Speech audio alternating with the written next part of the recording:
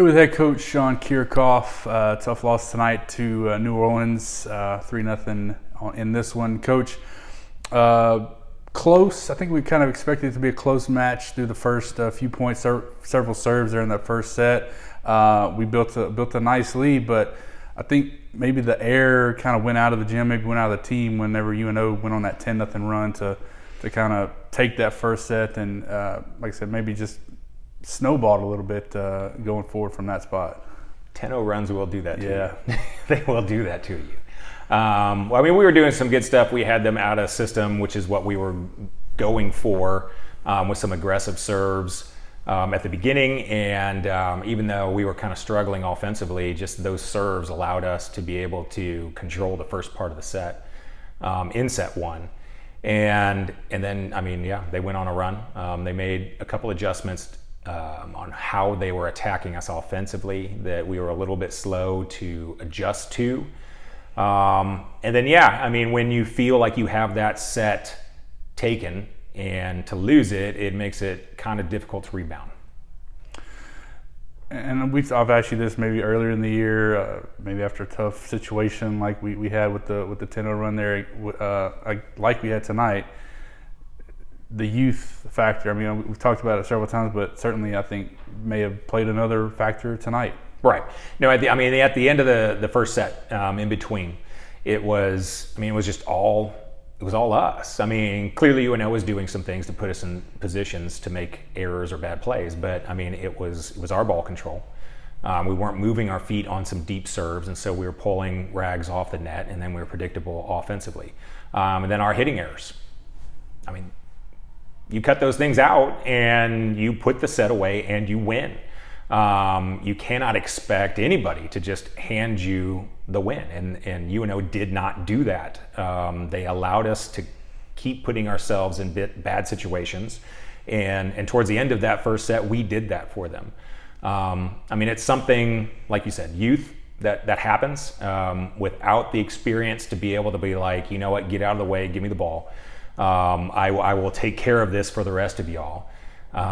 You know, it can snowball, like you said. We'll fix it. We will fix it by next fall, but it's frustrating now. Well, even on the flip side of that, you take a look at the third set where UNO had a 5-6 point lead there late with everybody on the floor for us, either a freshman or a sophomore. We make a 9-0 run to climb back in the game. So it's kind of the weird, one of those crazy things that's happened this year where you have the stretches like we had in the first set, and you have another one where we're the one on the front foot doing, and it's a toss-up with the young group. It is a toss-up, and like you said, in the third set on that run to tie it up, and I think we took the lead on that as well. It was good volleyball, and it was smart plays, and just the layers that are involved in defense were there. So people were playing off the ball, whether they were the ones directly playing the ball or not. They were putting themselves in good positions to be able to make that next play and that next contact.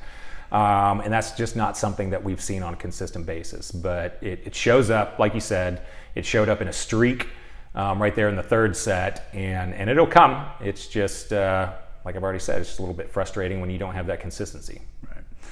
Always want to try to focus in on a couple of players that performed well in the match, and Jaylee Beth again showing up later in the match more so than maybe you would want her to show up the entire match. Addison finished strong as well with 8 kills in the last 2 sets. Those two specifically. Anybody else that comes to mind?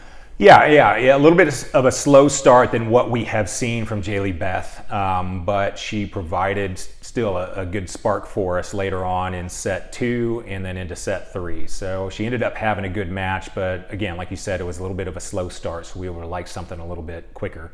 And then Addison, this is one of her better offensive performances of the year so far.